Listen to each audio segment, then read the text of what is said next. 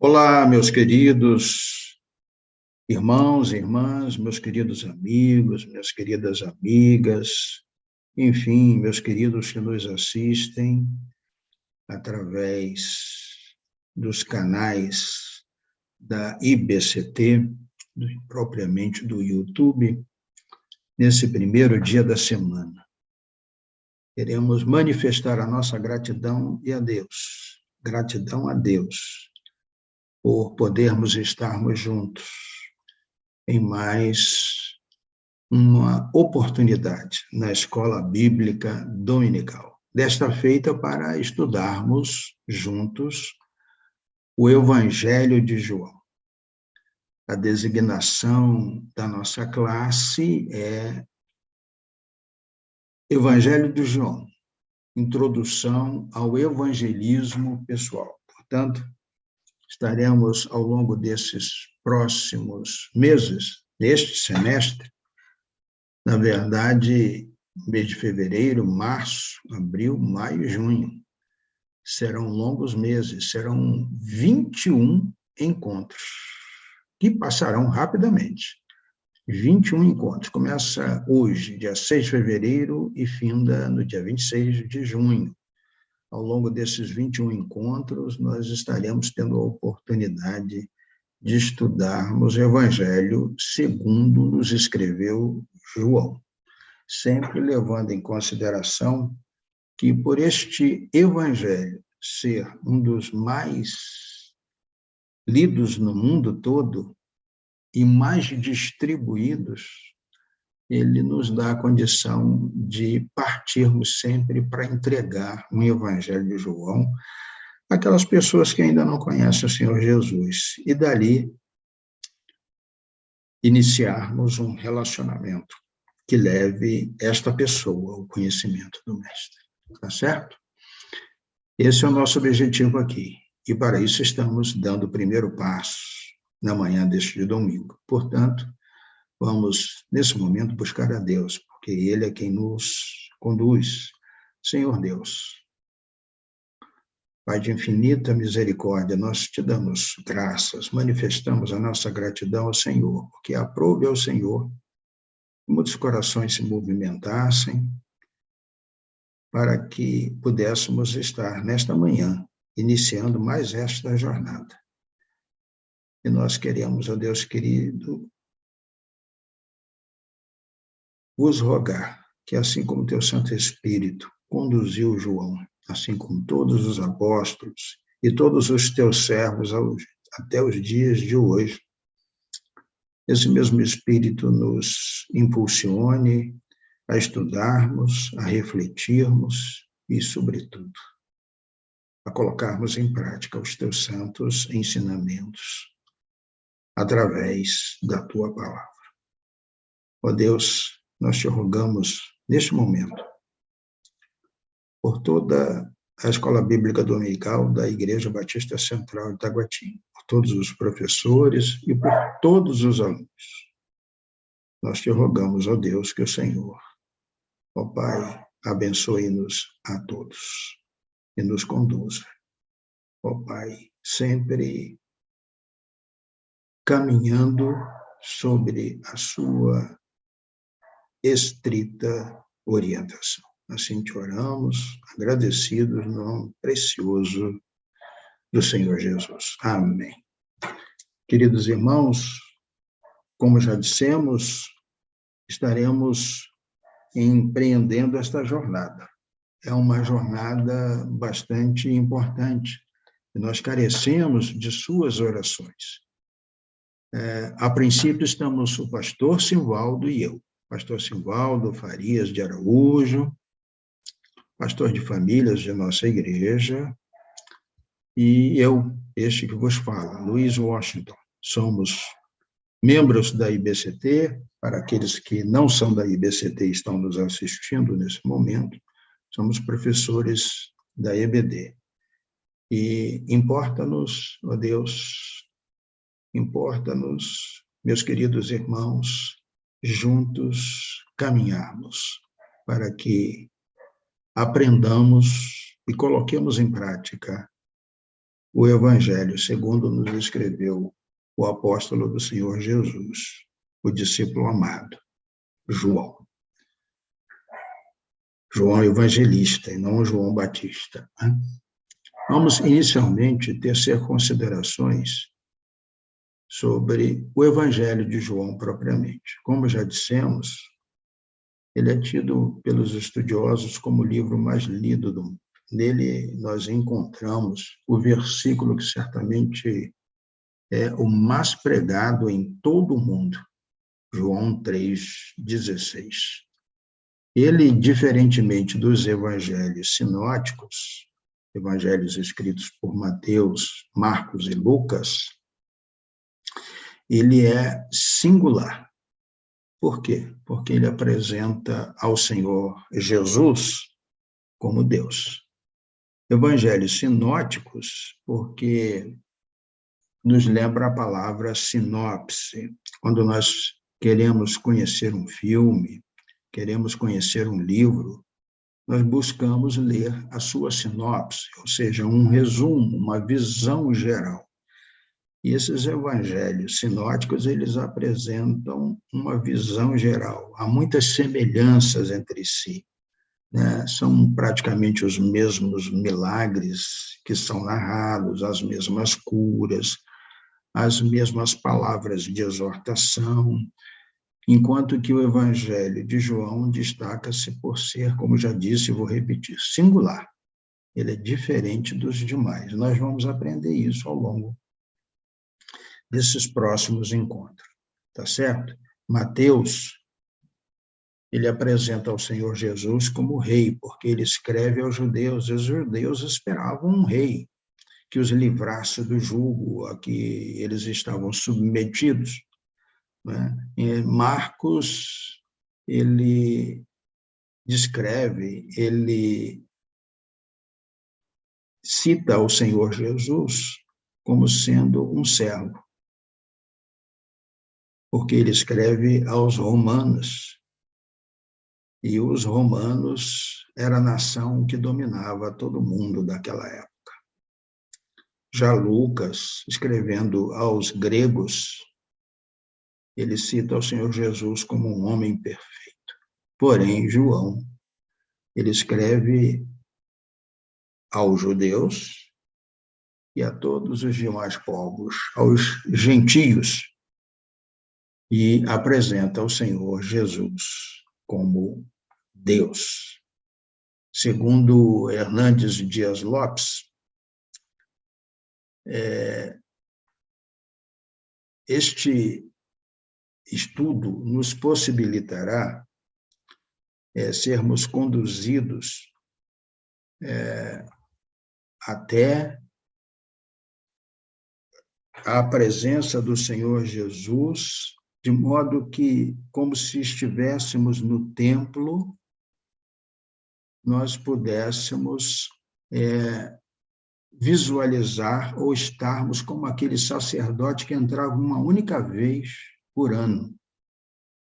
Estudar o Evangelho de João é como entrar no Santo dos Santos, naquele local praticamente inacessível, ou acessível apenas uma vez por ano, por um único sacerdote, que ao entrar ali colocava num dos seus tornozelos um guizo, para que se as pessoas que estivessem do lado de fora, seus auxiliares, não percebessem mais o barulho do guizo, imaginando que ele talvez tivesse morrido, o puxassem para fora, porque ninguém podia entrar naquele local. Estudar, segundo Hernandes Dias Lopes, o Evangelho de João, portanto, é entrar nos Santos dos Santos, é ir além do véu, é até contemplar as glórias do Filho de Deus.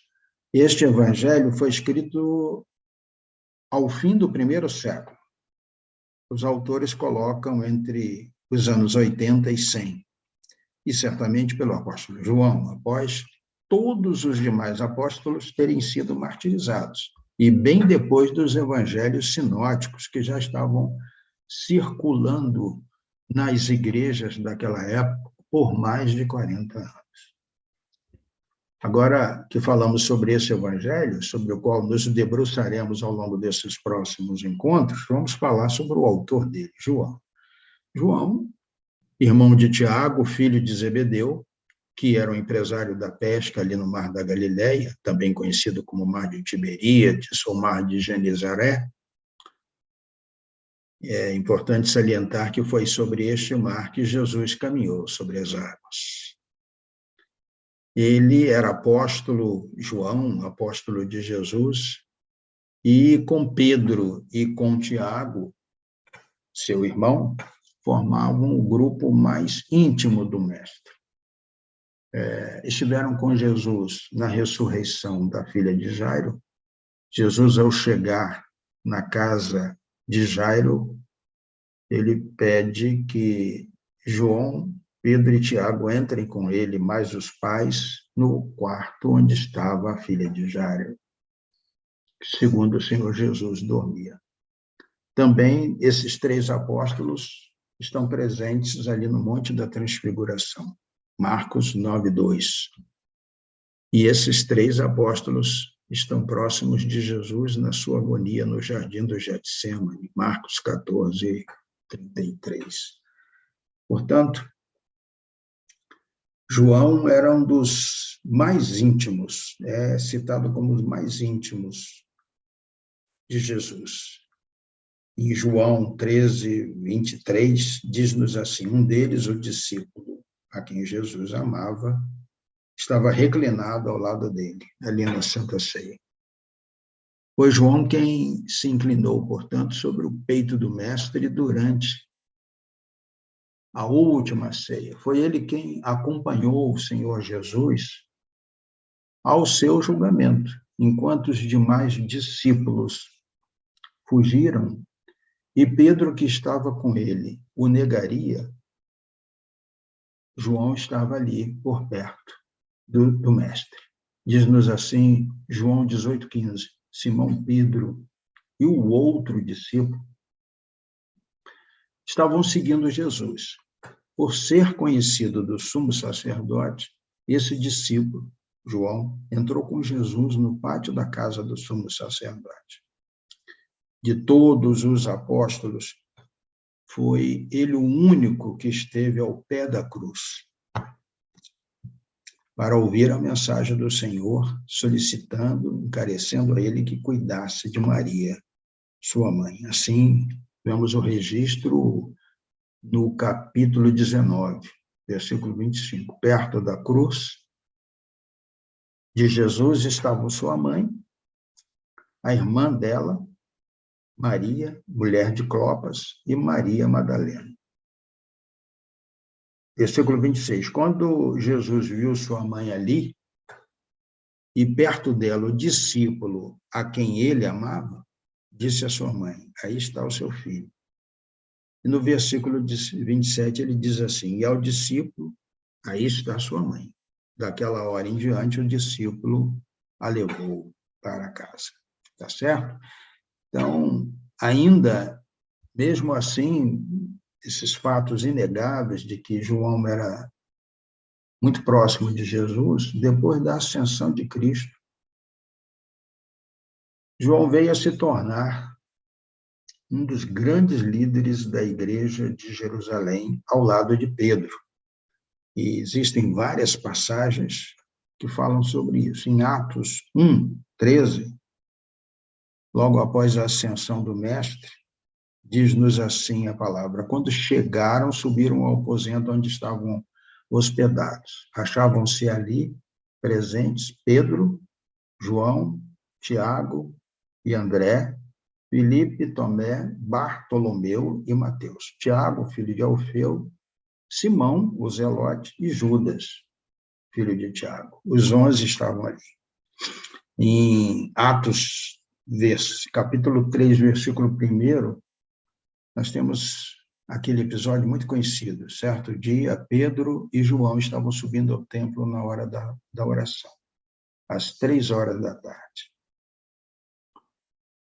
É o célebre encontro e a cura daquele coxo. Atos 3:11 diz-nos assim: Apegando-se o mendigo a Pedro e João, todo o povo ficou maravilhado e correu até eles, ao lugar chamado Pórtico de Salomão.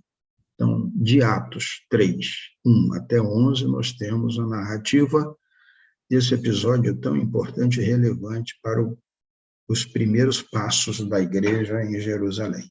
Atos 4:13, nós vemos, mais uma vez, Pedro e João manifestando a sua liderança. Diz assim: vendo a coragem de Pedro e de João e percebendo que eram homens comuns e sem instrução, ficaram admirados e reconheceram que eles haviam estado com Jesus. Pedro e João. Em Atos 4, versículo 21, diz assim: depois de mais ameaças, eles os deixaram ir. Não tinham como castigá-los, na medida, ou melhor, porque todo o povo estava louvando a Deus pelo que acontecera. Em Atos 8:14, os apóstolos em Jerusalém, ouvindo que Samaria havia aceitado a palavra de Deus, enviaram para lá Pedro e João. E Paulo, na sua carta aos Gálatas, capítulo 2, versículo 9, nos diz assim: reconhecendo a graça que me fora concedida, Tiago, Pedro e João, tidos como colunas, estenderam a mão direita a mim e a Barnabé, em sinal de comunhão. Eles concordaram em que devíamos nos dirigir aos gentios, expansão da igreja, e eles aos circuncisos.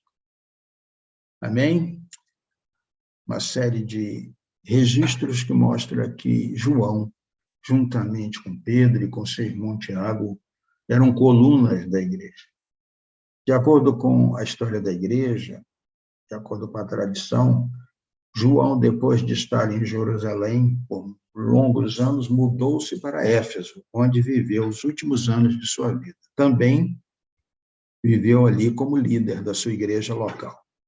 Anos após, no governo do imperador Domiciano, ele foi banido para a ilha de Patmos, onde escreveu o livro de Apocalipse. Após Domiciano, sucedeu no trono, por pouco tempo, o imperador Nerva, que concedeu a João permissão para retornar, para voltar a Éfeso, onde veio a morrer com 98 anos, no início do governo do imperador Trajano, que durou de 98 até 117 da nossa era. É aceito entre os estudiosos, inclusive entre aqueles mais conservadores, baseados em evidências históricas, que João escreveu este evangelho entre os anos 80 e 96 depois de Cristo, mais ou menos 60 anos depois dos acontecimentos que este evangelho narra, e fez isso na cidade de Éfeso, capital da Ásia Menor, onde, além de ter morado por muitos anos, ainda veio a pastorear a maior igreja gentílica da sua época, ali em Éfeso, bem como liderar outras tantas igrejas daquela região. Registra-nos a literatura patrística, ou seja, a literatura, os escritos, as informações, os livros dos pais da igreja, que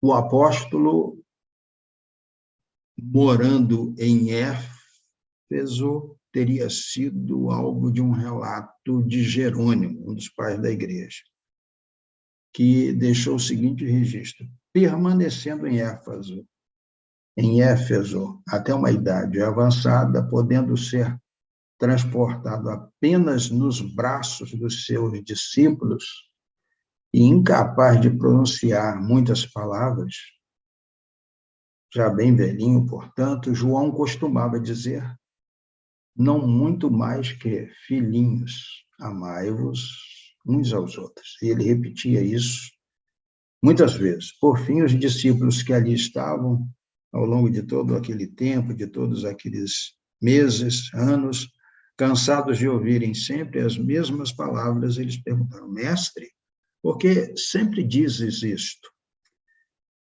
E ele respondeu: é o mandamento do Senhor. Foi a sua digna resposta, diga-se de passagem, e concluiu: e se apenas isso for feito, nos amarmos uns aos outros, isto será o suficiente. Amém? Então, já falamos sobre este evangelho e vamos continuar falando ao longo destes próximos encontros. Queremos agora falar sobre a nossa revista, né? Nossa revista é essa daqui, ó. Nós teremos a oportunidade de estarmos recebendo, possivelmente já agora, nesse domingo, 6 de fevereiro, a nossa revista. Ela contém 17 lições e o título é O Evangelho de João.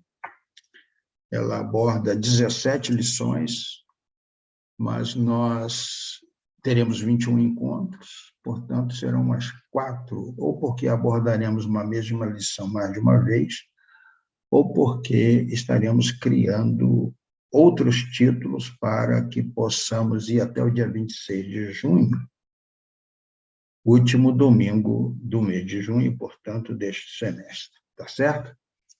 A abordagem dessas 17 lições vai nos trazer, então, um panorama do Evangelho, ou seja, das boas novas, como um todo, tá certo? Mas ela não vai fazer só isso, não será somente esse panorama, mas também vai nos proporcionar um estudo de todos os 21 capítulos do Evangelho de João, trecho a trecho, um trecho a cada semana, para que não só se tenha a ideia do livro todo, mas também se possa concentrar nos detalhes do texto estudado a cada lição proposta. Então, em cada trecho estudado, certamente haverão detalhes importantes onde se concentrará para que possamos daí tirar o melhor proveito. As revistas serão disponibilizadas, com certeza, como já dissemos, a cada um de vocês. E o momento de recebê-las, já que somos uma classe online, será anunciado. E, para isso, precisaremos estar acompanhando o nosso grupo de WhatsApp. Tá certo? É importante notar que João, como já dissemos, ele não segue a linha dos evangelhos sinóticos, portanto, ele não registra muitas coisas que os evangelhos sinóticos registram, como, por exemplo, as parábolas, os discursos escatológicos. Não há referência ao nascimento de Jesus, ao seu batismo, à tentação no deserto, à transfiguração. Não há narrativas de expulsão de demônios, de cura de leprosos e tantas outras curas que o mestre pôde realizar durante seu ministério.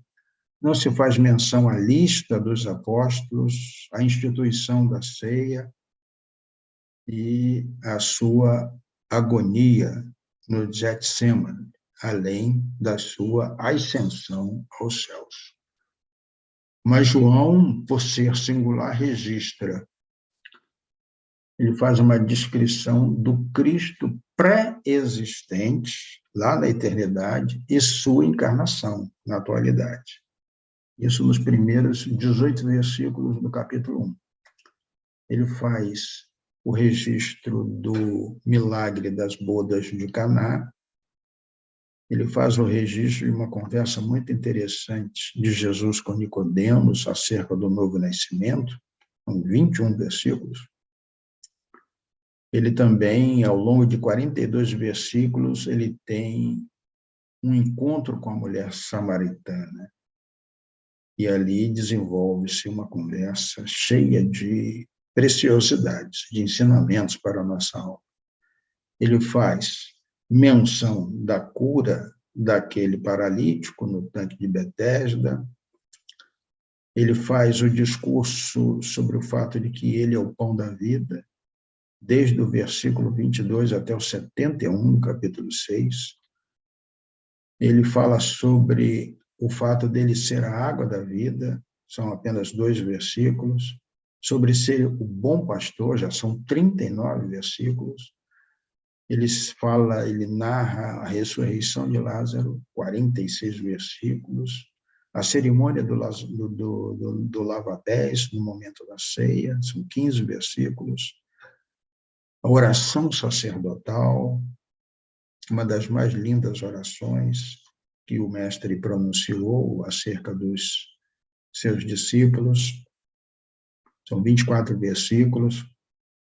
E, ao fim do seu ministério, já ressurreto, 6 versículos, ele se apresenta aos seus discípulos e ali é realizada uma pesca milagrosa. Diferentemente, portanto, dos evangelhos sinóticos, esse evangelho de João se destaca por abordar itens em torno de 90%, que nem sequer foram mencionados naqueles dos evangelhos sinóticos. Mas ele faz uma coisa importantíssima. Ele se concentra em provar que ele, o Senhor Jesus, é o Filho de Deus e que, se crendo nele, herdamos, quando cremos nele, quando manifestamos a nossa fé, a nossa crença no seu sacrifício, na sua vida, como desejamos realizar os seus feitos, no sentido de seguirmos os seus ensinamentos, nós herdamos a vida eterna. E também é digno de nota que no Evangelho de João há uma maior ênfase à pessoa e à obra do Espírito Santo, maior do que nos demais evangelhos. Amém? Então, queridos, vamos agora, já que falamos sobre os professores, sobre João, sobre o Evangelho de João, sobre João. Vamos agora falar sobre a nossa classe rapidamente. Nós, os professores,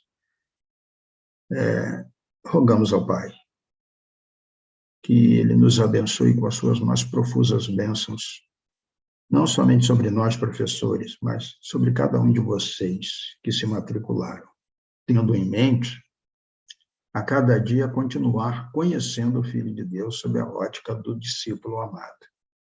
É o discípulo amado, é o João, quem vai nos narrar, nos fazer conhecer um pouco mais sobre Deus, sobre o Filho de Deus.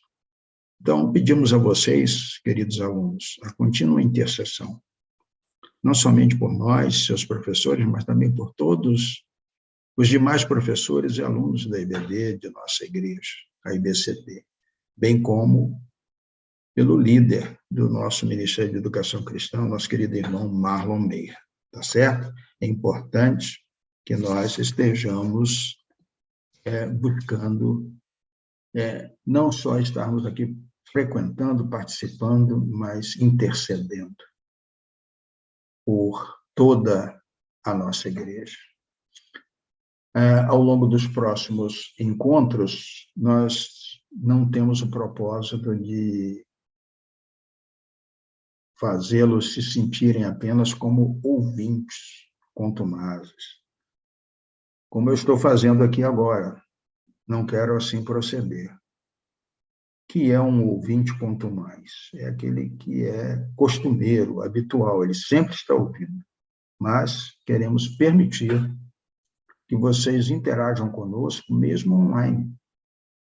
Mesmo dessa forma online, vai ser possível nos, assim, interagirmos, objetivando alcançarmos um aprendizado mais dinâmico e mais eficaz. Assim sendo, não se espantem se, em meio à aula ou ao seu final, solicitarmos a um de vocês uma tarefa para ser compartilhada ou uma participação voluntária para enriquecimento da explanação. Para tanto, lembrem-se que a nossa revista, em cada lição, nós teremos essa parte inicial aqui. Não vai ser possível vocês visualizarem, mas tão logo vocês recebam, vocês vão perceber que a cada início de lição tem um versículo-chave, tem um alvo da lição e tem algo muito importante, a leitura bíblica semanal. Então, ser aluno é estudar a lição, tá certo? E isto requererá de vocês a leitura bem objetiva deste evangelho, não só deste evangelho, de toda a palavra de Deus. Então, vamos sempre estar pedindo a vocês que participem, mesmo porque observe o nome, observe a designação de nossa classe de estudos. Evangelho de João, Introdução ao Evangelismo Pessoal. O estudo do Evangelho de João é e sempre será uma ferramenta valiosíssima ao introduzirmos com o nosso cônjuge, que possivelmente não seja crente, com um filho ou uma filha que possivelmente não seja crente, ou até mesmo com os nossos pais, que não sejam crentes, ou qualquer outra pessoa. Qualquer uma pessoa deve ser alvo de nossas orações, de nos aproximarmos e ministrarmos os ensinamentos deste Evangelho. Tá certo? Iniciarmos, ao ministrar estes ensinamentos, um relacionamento discipulador, um relacionamento que busque a evangelização pessoal. Isso porque o apóstolo e evangelista João buscou no evangelho que ele escreveu destacar o seguinte: se concentrar em provar que ele, o Senhor Jesus, é o Filho de Deus e que, crendo nele, herdamos a vida eterna. Tá certo? Amém? É isso, queridos. Essa é a nossa primeira aula, é uma aula de apresentação, nos mostramos enquanto professores, mostramos qual o evangelho que pretendemos estudar, algumas características, falamos sobre seu autor, falamos sobre a nossa classe e falamos sobre o objetivo da nossa classe.